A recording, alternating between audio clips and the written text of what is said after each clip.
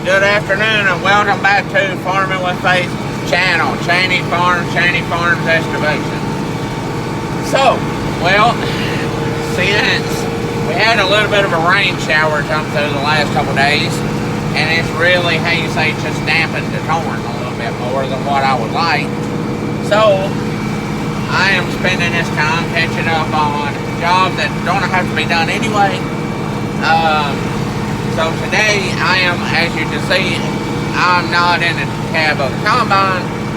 That'll probably be neither tomorrow afternoon or early Thursday. But nevertheless, as you can see, if you remember, we have combined all this field, which is approximately 10 acres. So today, what I am doing is, if you can see my trusty batwing behind me, I am chopping corn stalks. I'm making the field go from looking like this to looking like that. Some may say it's a waste of fuel, some may say it's a waste of time, but whenever I do these corn stalks, will be easier for me to drill winter wheat in, which I will be doing here in the next few days. It will be easier for me to drill winter wheat in if the field looks like this and not this. So I have no need to cut them and roll them and cut them and roll them and get them off the field, as I, not yet, but I will someday. Right now, I chop them up with a trusty batwing, the 2615 Legend batwing, bush hog batwing, and I let them rot. And what doesn't rot, if all goes to plan, when I cut my winter wheat off in early spring to feed to my calves, I will roll up some of the corn stalks with it. Not all, but some. And it should make for a pretty clean field to plant corn in. So, yeah, or soybeans, depending on how the mood hits me. Nevertheless, so this is what I'm doing today. So while I'm making my turn here, thank you to all who have viewed, liked, and subscribed to my channel thus far. Stay tuned for more. As they were, I don't know if you can tell, but on top of that hill, there's approximately 6 more acres of corn standing here at my place, and then I have about 10 more acres of corn at another farm that I rent. I will be ditching here in the next coming days. Yeah, so my plan is to bush hog this field today and start back combining either tomorrow or Thursday, and then get the other 6 acres combined.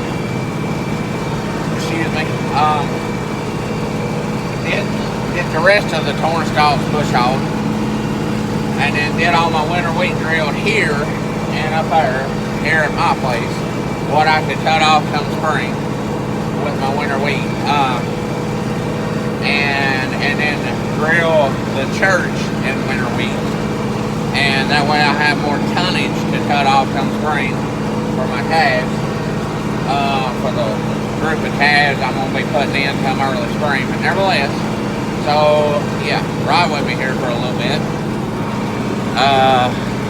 As you can see, this batwing is about 18 years old, and it still does a head of a job. So, like I said, chopping, and the reason I do this, one of the reasons I do this, is I reduce the particle size of the residue. And which makes it easier for the weather, the winter weather, the rain, the snow, whatever, to degrade and for it to rot easier and quicker. So yeah, so like I said,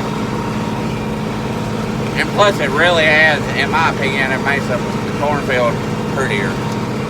Nevertheless, so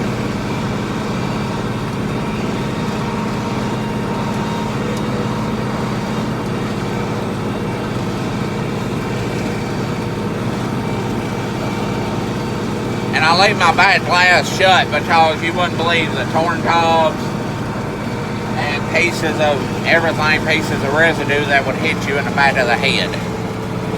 I have done this with an open station tractor before, and I have been whooped upside the head with soybean residue, torn fodder. I mean, it hurts. I mean, it hurts. You know, and say for instance, if the soybean head didn't pit up a group of soybeans and you hit them, then a little BB shooting you in the back of the head.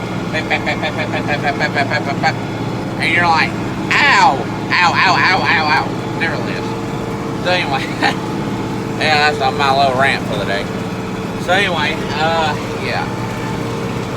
I'm trying to get all this done because I have a handful of Bobcat jobs coming up that they're wanting me to schedule, but after my torn, they're in no hurry for them. They said after you get done with your torn, come talk to me. Well, awesome, you know.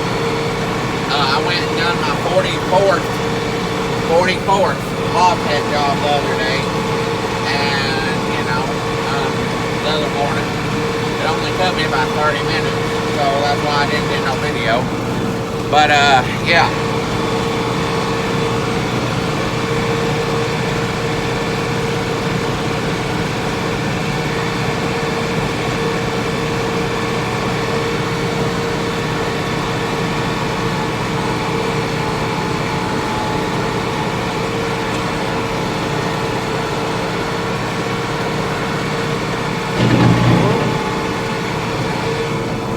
Piece of rock. It happens.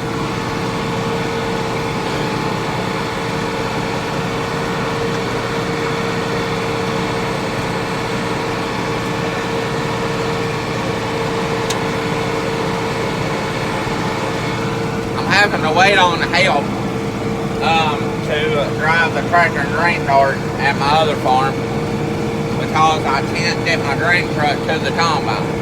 I can't get my drain truck, my big drain truck, all the way to the field, the corn field, because I learned a valuable lesson a couple years ago, not to take my drain truck off the road, off some sort of a road, or driveway or anything, because we didn't know this, but at the farm where I unloaded the hay to the other day, in my couple videos back, I had a buddy of mine, I was on the combine, had a buddy of mine in this 1486 International tractor pulling drain cart, and another guy driving a drain truck. Well, we didn't know it, we didn't think nothing about it.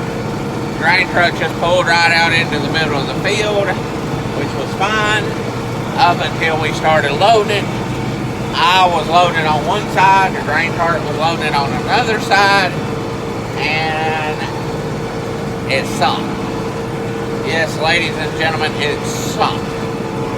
And it didn't just sink, it sunk. It sunk to the point it was buried up to the halfway up the front bumper. Yeah, I left and it made a hole. I mean, it was a hole. And it was, so we unhooked the drain cart from this tractor and hooked this tractor to it, and it wouldn't pull it out. It stood straight up trying to pull it out. And there's 1,000 pound of weight on the front end, plus the motor. So the fact that it stood it straight up, so we had to offload the load of corn, and then it was still all it would do to pull it up, pull it out. So anyway, I've yammered on long enough. Thank you to all who have viewed, liked, and subscribed to my channel thus far. Stay tuned for more. Y'all have a blessed day. Bye.